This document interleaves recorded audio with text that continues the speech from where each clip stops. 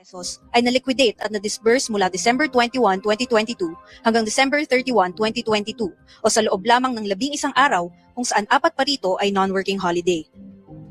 16 million pesos mula rito ay ginamit para sa maintenance at rental ng safe houses na ang ilan ay nagkakahalaga pa ng 200,000 pesos kada araw.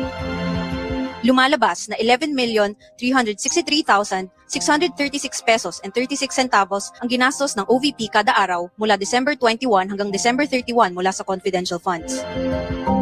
Gumamit din ng gawa-gawang pangalan tulad ni Mary Grace Piatos, Kokoy Villamin at iba pa ang OVP sa kanilang acknowledgement receipts ng confidential funds. Sa pagberipika ng Philippine Statistics Authority o PSA, sa 1,992 pangalang ginamit ng OVP bilang mga nakatanggap ng confidential funds, 1,322 dito ang walang birth records at imbentong pangalan lamang. Sa Article 3 ng Verified Complaint for Impeachment, isinasaad na hindi angkop manungkulan sa gobyerno si VP Sara dahil sa bribery at graft and corruption. Sa pagdinig ng House Committee on Good Government and Public Accountability, inamin ni former DepEd Yusek Gloria Humamil Mercado, DepEd Director Resty Osias at Chief Accountant Runa Catalan na binigyan sila ni DepEd SDO Edward Fajarda ng monetary gifts mula kay VP Sara. Ang mga opisyal na ito ay responsable sa mga bidding projects sa DepEd. Ang hayagang pagpapahintulot ng gawaing ito ay direktang paglabag ni VP Sara sa RA 3019 at RA 6713 patungkol sa Code of Conduct and Ethical Standards for Public Officials and Employees. Ipinapakita naman sa Article 4 ng Verified Complaint for Impeachment ang nagawang paglabag ni VP Sara hinggil sa hindi maipaliwanag na yaman at pagkabigong ipakita sa SALN ang kabuuan ng kanyang ari-arian. Ang pagtaas sa net worth at assets ni VP Sara ay labis at hindi makatwiran para sa isang opisyal ng gobyerno. Hindi angkop ang pera niyang naipon kung pagbabatayan ang sweldo niya sa gobyerno.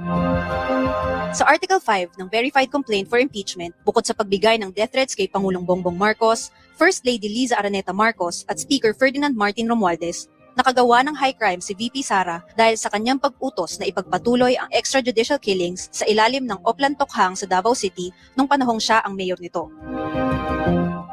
When I started the Operation Tokhang, I was called by him about Tokhang, and it was approved by Sara Duterte. By Sara, By Sara Duterte. because at that time she was the mayor. She was the mayor at the time. Nakapaloob naman sa Article 6 ng Verified Complaint for Impeachment na nagkasala ng betrayal of public trust si VP Sara dahil sa kanyang mga gawain at negatibong pahayag na nag-uudyok ng sedisyon at rebelyon laban kay Pangulong Bongbong Marcos at sa kanyang administrasyon. At panghuli, sa Article 7 ng Verified Complaint for Impeachment, inihayag ang sukdulang pag-abuso sa kapangyarihan at pagtataksil sa tiwala ng taong bayan ni VP Sara sa kanyang buong panunungkulan bilang lingkod bayan. Ang lahat ng mga